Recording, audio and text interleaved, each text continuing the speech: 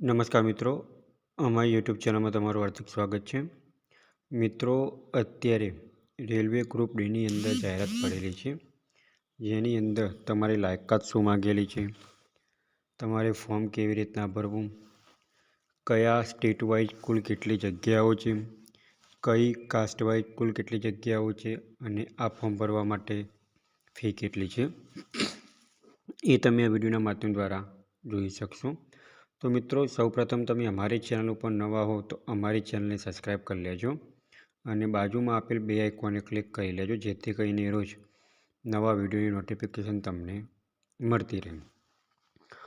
તો મિત્રો, તમે મારું ગુજરાત .in કહીને વેબસાઇટ ઓપન કરશો તો એની અંદર તમે જોઈ શકશો કે આરઆરબી ગ્રુપ ડી રિક્રુટમેન્ટ 2025 એટલે કે રેલવે રિક્રુટમેન્ટ બોર્ડની અંદર જે ગ્રુપ ડીની જગ્યાઓ પડેલી છે એની અંદર રેલવે રિક્વાયર બોર્ડ ગ્રુપ ડીની અંદર કે જેની અંદર કુલ થઈને કેટલી જગ્યાઓ છે એ તમે આ વિડીયોમાં જોઈ શકશો. તો મિત્રો, અહીંયા જગ્યાનું નામ છે ગ્રુપ ડી લેવલ 1 પોસ્ટની જગ્યા છે, જેની અંદર કુલ થઈને 32,000 એપ્રોક્સ એટલે કે 32,000 કરતાં પણ વધારે જગ્યાઓ છે. અને મિત્રો, આ જોબ કરવા માટે તમારે લોકેશન ઓલ ઓવર ઇન્ડિયા રહેશે. અને આ ફોર્મ ભરવાના ચાલુ થઈ ગયા છે મિત્રો, અને આની અંદર તમારે ફોર્મ ભરવાની છેલ્લી તારીખ 22/2/2025 છે.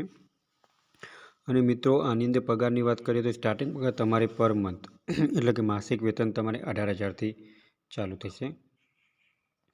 હવે મિત્રો, આપણે જોઈએ કે કયા કેટેગરીમાં કયા ડિપાર્ટમેન્ટની કુલ કેટલી જગ્યાઓ છે. તો પોસ્ટમેન બીની અંદર ટ્રાફિક જે ડિપાર્ટમેન્ટ આવે એની અંદર કુલ થઈને 5,058 જગ્યાઓ છે. આસિસ્ટન્ટ ટ્રેક મશીનિસ્ટ એન્જિનિયરિંગ માટેની 799 જગ્યાઓ છે. આસિસ્ટન્ટ બ્રિજ એન્જિનિયરિંગ માટેની 301 જગ્યાઓ છે. ટ્રેક મેન્ટેનર જીઆર પાર્ટ માટેની એન્જિનિયરિંગ ડિપાર્ટમેન્ટ આવે જેની અંદર 13,187 જગ્યાઓ છે. પછી આસિસ્ટન્ટ પી વે જે એન્જિનિયરિંગ ડિપાર્ટમેન્ટ આવે એની અંદર 247 જગ્યાઓ છે. આસિસ્ટન્ટ CNW માટે જે મિકેનિકલ ડિપાર્ટમેન્ટ આવે એની અંદર 2,527 જગ્યાઓ છે. આસિસ્ટન્ટ TRD એટલે કે ઇલેક્ટ્રિક ડિપાર્ટમેન્ટ આવે જેની અંદર 1,381 જગ્યાઓ છે.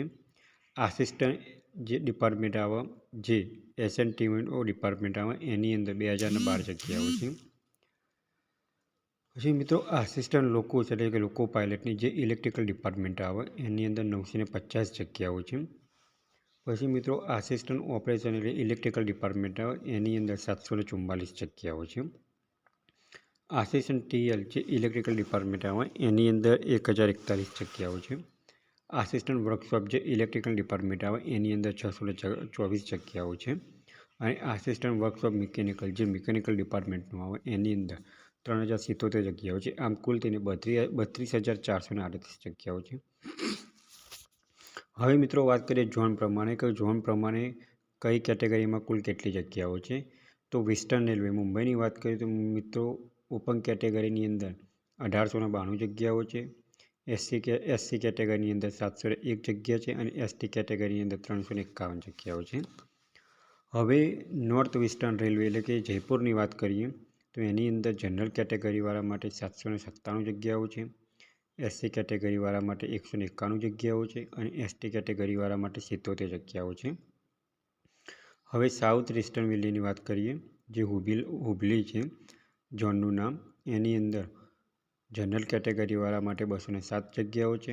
SC કેટેગરીવાળા માટે 75 જગ્યાઓ છે અને ST સાઉથ વેસ્ટર્ન રેલવે હુબલીની અંદર જનરલ કેટેગરીની અંદર 207 જગ્યાઓ છે. SC કેટેગરીની અંદર 75 જગ્યાઓ છે અને ST કેટેગરીની અંદર 37 જગ્યા છે. એવી રીતે વેસ્ટર્ન સેન્ટ્રલ રેલવે જે જબલપુરની ઝોન નામ છે એની અંદર જનરલ કેટેગરીની અંદર 769 જગ્યાઓ છે. SC કેટેગરીની અંદર 215 જગ્યાઓ છે અને ST કેટેગરીની 89 જગ્યાઓ છે. પછી ઈસ્ટ કોસ્ટ ઝોન માટે જે ભુવનેશ્વરની અંદર છે એની અંદર જનરલ કેટેગરીવાળા માટે 405 જગ્યાઓ છે. SC કેટેગરીવાળા માટે 139 જગ્યા છે અને ST કેટેગરીવાળા માટે 67 જગ્યાઓ છે. સાઉથ ઇસ્ટર્ન સેન્ટ્રલ રેલવે માટે એટલે કે બિલાસપુર માટેની વાત કરીએ તો 578 જગ્યા જનરલ કેટેગરીવાળા માટે છે. એસસી કેટેગરીવાળા માટે 190 જગ્યા છે. એસટી કેટેગરીવાળા માટે 93 જગ્યા છે. હવે નોર્થન રેલવે કે ન્યૂ દિલ્હીની વાત કરીએ તો એની અંદર જનરલ કેટેગરીની અંદર 2008 જગ્યા છે. એસસી કેટેગરીની અંદર 691 જગ્યા છે. એસટી કેટેગરીની અંદર 346 જગ્યા છે. હવે સાઉથર્ન રેલવે કે જે ચેન્નઈ ઝોન કહેવાય એની અંદર 1089 જગ્યા જનરલ કેટેગરીવાળા માટે છે. એસસી કેટેગરીવાળા માટે 397 જગ્યા છે અને એસટી કેટેગરીવાળા માટે 228 જગ્યાઓ છે. હવે નોર્થન ઇસ્ટર્ન રેલવે જે ગોરખપુર કહેવાય ઝોનનું નામ એની અંદર 598 જગ્યા જનરલ કેટેગરીવાળા માટે છે.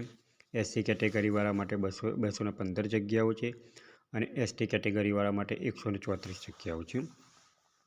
હવે નોર્થ ફ્રન્ટિયર રેલવે એટલે કે ગૌહાટી માટેની વાત કરીએ ઝોનનું નામ તો એની અંદર 828 જગ્યા જનરલ કેટેગરીવાળા માટે છે. 309 જગ્યાઓ એસસી કેટેગરીવાળા માટે છે અને એસટી કેટેગરીવાળા માટે 153 જગ્યાઓ છે. હવે મિત્રો કોલકાતા ઝોનની વાત કરીએ તો એની અંદર 767 જગ્યાઓ જનરલ કેટેગરીવાળા માટે છે. એસસી કેટેગરીવાળા માટે 262 જગ્યાઓ છે અને એસટી કેટેગરીવાળા માટે 144 જગ્યા છે.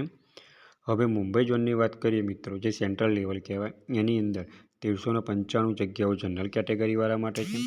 એસસી કેટેગરીવાળા માટે 480 જગ્યાઓ છે. એસટી કેટેગરીવાળા માટે 257 જગ્યા છે. હવે હાજીપુર ઝોન માટેની વાત કરીએ મિત્રો તો 518 જગ્યાઓ જનરલ કેટેગરીવાળા માટે છે.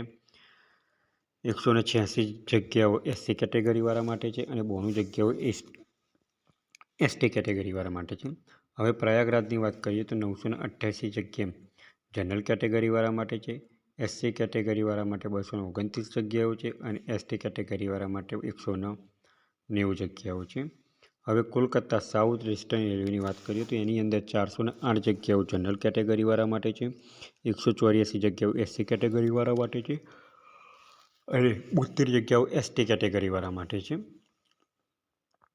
હવે સાઉથ સેન્ટ્રલ રેલવે જે સેકુન્દરાબાદ કહેવાય છે એની અંદર 710 જગ્યાઓ જનરલ કેટેગરીવાળા માટે છે.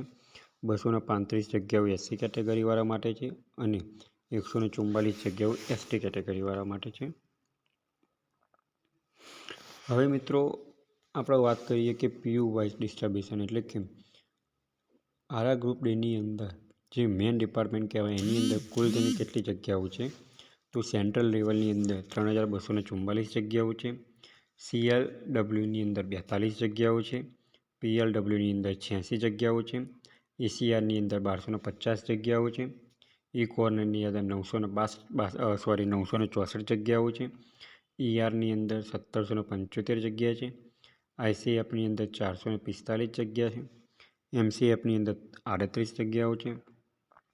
એનસીઆરની અંદર 2020 જગ્યાઓ છે. એનઈઆરની અંદર 1332 જગ્યાઓ છે. એનએનડબ્લ્યુઆરની અંદર 1433 જગ્યાઓ છે. એનએફઆરની અંદર 2048 જગ્યાઓ છે. એનઆરની અંદર 4586 જગ્યાઓ છે. આરએસએફની અંદર 112 જગ્યાઓ છે. આરડબ્લ્યુએફની અંદર 13 જગ્યાઓ છે. આરડબ્લ્યુપીની અંદર 1 જગ્યા છે. એસસીઆરની અંદર 1642 જગ્યાઓ છે. એસઈસીઆરની અંદર 1337 જગ્યાઓ છે. એસઈઆરની અંદર 1044 જગ્યા છે. એસડબ્લ્યુઆરની અંદર 490 જગ્યા છે. એસઆરની અંદર 2249 જગ્યાઓ છે. ડબ્લ્યુસીઆરની અંદર 1614 જગ્યાઓ છે અને ડબ્લ્યુઆરની અંદર 4672 જગ્યાઓ છે. આમ કુલ થઈને 32438 જગ્યાઓ છે અને પી લેવલ તમારે 7મું મેટ્રિક મળશે. હવે મિત્રો એજ્યુકેશન ક્વોલિફિકેશનની વાત કરીએ તો મિત્રો આની અંદર મિનિમમ લાયકાત તમે 10 પાસ, આઈટીઆઈ પાસ અને ગ્રેજ્યુએશન પણ તમે કરેલું હોવું જોઈએ. જે લોકોએ 10 પાસ કરેલું છે અથવા તો 10+ આઈટીઆઈ પાસ કરેલું છે એનસીવીટી સરકાર માન્ય સંસ્થામાંથી અને ગ્રેજ્યુએશન પાસ કરેલું છે તેવા મિત્રો આ ફોર્મ પણ ભરી શકશે. હવે મિત્રો ઉંમરની વાત કરીએ તો મિનિમમ ઉંમર તમારે 18 થી 36 વર્ષની હોવી જોઈએ અને ઓબીસીની અંદર 3 વર્ષથી છૂટછાટ આપેલી છે ઉંમરની અને એસસી અને એસટી કેટેગરીની અંદર 5 વર્ષથી છૂટછાટ આપેલી છે. હવે મિત્રો એપ્લિકેશન ફીની વાત કરીએ તો જે લોકો જનરલ કેટેગરી, ઓબીસી કેટેગરી અને ઈડબ્લ્યુએસ કેટેગરી ધરાવે છે તેવા લોકો 500 રૂપિયા ફી છે, અને જે લોકો SC ST અને અધર અને ફિમેલ એટલે કે ગર્લ્સ માટે એવા લોકો માટે 250 રૂપિયા ફી છે. આની અંદર જે લોકો જનરલ કેટેગરી, OBC કેટેગરી અને EWS કેટેગરી ધરાવે છે એ લોકોને રિફંડેબલ ફી છે, અને જે લોકો SC ST અને અધર અને ફિમેલ છે એ લોકોને પૂરેપૂરી 250 રૂપિયા રિફંડેબલ છે. મિત્રો, હવે એક્ઝામની વાત કરીએ તો સૌપ્રથમ તમે કોમ્પ્યુટર બેઝ એક્ઝામ લેવાશે, જેની અંદર તમે CBT ટેસ્ટ પાસ કરશો તો એના પછી તમારે ફિઝિકલ લેવાશે. ફિઝિકલ પાસ થયા પછી તમારે ડોક્યુમેન્ટ વેરિફિકેશન આવશે, અને એના પછી મેડિકલ એક્ઝામ આવશે. હવે મિત્રો, પરીક્ષાની વાત કરીએ તો કુલ કયા વિષયમાં કેટલા માર્ક્સ હશે. જે લોકો જનરલ સાયન્સ આવશે એ 25 માર્ક્સનું હશે અને 25 પ્રશ્નો હશે. મેથેમેટિક્સની અંદર 25 પ્રશ્નો અને 25 માર્ક્સનું હશે. જનરલ નોલેજ અને રિઝનિંગની અંદર 30 ક્વેશ્ચન અને 30 માર્ક્સ હશે, અને જનરલ એવરેજ એટલે કે જે જનરલ નોલેજ કહેવાય એ ઓલ ઓવર એ 20 માર્ક્સનું અને 20 માર્ક્સનું ક્વેશ્ચન હશે. આમ કુલ તેને 100 પ્રશ્નો હશે. હવે મિત્રો, તમે બીજી પણ માહિતી જોઈતી હોય તો અહીંયા તમે શોર્ટ એડવર્ટાઇઝમેન્ટ ઉપર ઓપન કરશો તો તમને બીજી વધારાની માહિતી મળી શકશે. હવે મિત્રો, ફોર્મ કેવી રીતના ભરવું, તો ફોર્મ ભરવા માટેની લિંક વિડીયોના ડિસ્ક્રિપ્શનમાં તમને આપેલી છે. તો તમે અહીંયા એપ્લાય ઓનલાઈન ઉપર ક્લિક કરશો તો એનું RRBની મેન વેબસાઇટ ઓપન થશે. રેલવેની મેન વેબસાઇટ એટલે કે એની પોતાની વેબસાઇટ ખોલી જશે. આ રીતના તમે કરશો તો અહીંયા એપ્લાય ના ઉપર તમે ક્લિક આપશો તો આ રીતના બે ઓપ્શન ખુલશે, ક્રિએટ એન એકાઉન્ટ અને ઓલરેડી હેવ એન એકાઉન્ટ. તો તમારે શું કરવાનું છે, તમારે પોતાનું ક્રિએટ એકાઉન્ટ કરવાનું છે. ક્રિએટ એકાઉન્ટ ઉપર તમે ક્લિક કરશો તો આ રીતના તમારે એક નોટિસ આવશે, જેના પર તમારે ઓકે કરવાનું છે. અને અહીંયા તમારે પોતાનું કન્ટ્રીનું નામ લખવાનું છે. તમે કઈ કન્ટ્રીમાં છો, તો ઇન્ડિયા લેવલે લખવાનું છે. ત્યારબાદ અહીંયા તમારે ફૂલ નેમ લખવાનું છે તમારું પોતાનું, અને એક વેરીફાઈ કરવાનું છે. ત્યારબાદ જો તમે નામ ચેન્જ ના કર્યું હોય તો નો કરવાનું, નામ ચેન્જ કરવું હોય તો યસ કરવાનું છે. હવે અહીંયા તમારે ડેટ ઓફ બર્થ લખવાની છે, તમારી જન્મ તારીખ લખવાની છે. ત્યાર પછી તમારે જેન્ડર લખવાનું છે, એટલે તમે મેલ હો તો મેલ અને ફિમેલ હો તો ફિમેલ. ત્યારબાદ તમારું ફાધરનું નામ લખવાનું છે અને મધરનું નામ લખવાનું છે. એના પછી તમારે આધાર કાર્ડ નંબર લખીને વેરીફાઈ કરવાનું છે. જો તમે આધાર કાર્ડ આપવા માગતા હોય તો, ના આપવા માગતા હોય તો I do not have Aadhaar card કરવાનું છે. એના પછી તમારે ઈમેલ એડ્રેસ નાખવાનું કે તમારે ઈમેલ આઈડી નાખવાનું છે, જેના પર તમારે OTP જશે અને એ OTP અહીંયા તમારે દાખલ કરવાનું છે. એના પછી તમારે મોબાઈલ નંબર લખવાનો છે, અને એ મોબાઈલ નંબર અહીંયા જનરેટ થશે. અને એના પછી તમારે પાસવર્ડ બનાવીને એને કેપ્ચર લખીને અહીંયા તમે ક્રિએટેડ એકાઉન્ટ કરવાનું છે. તો મિત્રો, તમે જેવું ક્રિએટ એકાઉન્ટ કરશો તો તમારે જેના માધ્યમથી મોબાઈલ નંબરથી પણ તમે ક્રિએટ એકાઉન્ટ કરી શકો, અને ઈમેલ આઈડી દ્વારા પણ ક્રિએટ એકાઉન્ટ કરી શકો. તમારી યુઝર આઈડી અને પાસવર્ડ તમે નાખો, ત્યારબાદ તમે લોગિન કરશો તો તમને આ રીતના પેજ ઓપન જોવા મળશે. ત્યારબાદ તમને નીચે છેલ્લો ઓનલાઈન એપ્લિકેશન આપેલી છે, તેના પર તમે ક્લિક કરશો તો આખી તમારી ફિલઅપ ડિટેલ ખુલશે, જેની અંદર તમારે કઈ પોસ્ટ માટે સિલેક્ટ કરવું છે એ તમે અહીંયા જોઈ શકો છો કે select the RRB for which the apply. તો તમે તમારી જે સિટી હોય એના પર તમે ક્લિક કરી શકો છો. ટીમ એન્ડ કન્ડિશન ઉપર તમે જે ટીમ એન્ડ કન્ડિશન સિલેક્ટ કરો ત્યારબાદ તમારી નેક્સ્ટનું ઓપ્શન આવશે. નેક્સ્ટ ઉપર તમે ક્લિક આપશો ત્યારબાદ તમારું આખું પેજ ઓપન થશે, જેની અંદર તમારી પર્સનલ ડિટેલ, આધાર ડિટેલ, એજ્યુકેશન ક્વોલિફિકેશન, અપલોડ તમારા ડોક્યુમેન્ટ, પ્રેફરન્સ પ્રિવ્યુ અને સબમિટ તમારે આપવાનું રહેશે. આટલી માહિતી ભર્યા બાદ જ તમારે ફોર્મની પ્રિન્ટ ઓપન થશે. અહીંયા ફોર એક્ઝામ્પલ પર્સનલ ડિટેલ ઉપર હું ક્લિક કરીશ તો તમારી પર્સનલ ડિટેલ તમારે ભરવાની રહેશે, જેની અંદર તમારે અહીંયા કોમ્યુનિટીમાં તમારી જે કાસ્ટ આવતી હોય કાસ્ટ તમે સિલેક્ટ કરી શકો છો. ત્યારબાદ તમારું કાસ્ટ સર્ટિફિકેટ નંબર, કોને ઇસ્યુ કરેલું છે એ, અને કઈ તારીખે ઇસ્યુ થયું છે એ તમારે નાખવાનું રહેશે. એના પછી તમારે એડ્રેસ નાખવાનું રહેશે. સ્ટેટની અંદર તમારે ગુજરાત નાખવાનું રહેશે. ડિસ્ટ્રિક્ટની અંદર તમે જે જિલ્લા વાઇઝમાં હો એ જિલ્લા નાખવાનું રહેશે. ત્યારબાદ તમારે એડ્રેસ નાખવાનું રહેશે. અને એના પછી તમે જે ગામમાં હોય ગામ લખવાનું રહેશે અથવા તો સિટી લખવાનું રહેશે અને એના પછી તમારે પિનકોડ નંબર લખવાનો રહેશે. એ સેમ ટુ સેમ એડ્રેસ તમારે અહીંયા લખીને સેવનું ક્લિક આપવાનું છે. ત્યારબાદ તમારે નેક્સ્ટ આપવાનું છે. તમે જેવું નેક્સ્ટ આપશો તો તમારે ફી કપાવવાની ડિટેલ આવશે, જેની અંદર તમારે ફી કાપવાની રહેશે. ફી કાપ્યા બાદ જ તમારે ફોર્મ કન્ફર્મ થયેલું ગણાશે અને આ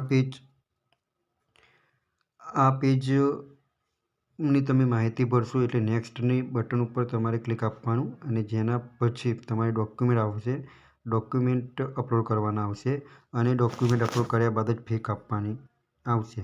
તો મિત્રો, જે મિત્રોએ 12 પાસ કરેલું છે, ગ્રેજ્યુએશન કરેલું છે, તેવા મિત્રોને આ વિડીયો આગળ શેર કરો અને રોજ ગવર્મેન્ટ જોબને લગતા વિડીયો જોવા માટે અને ટેકનિકલના વિડીયો જોવા માટે અમારી ચેનલને સબસ્ક્રાઈબ કરતા રહો.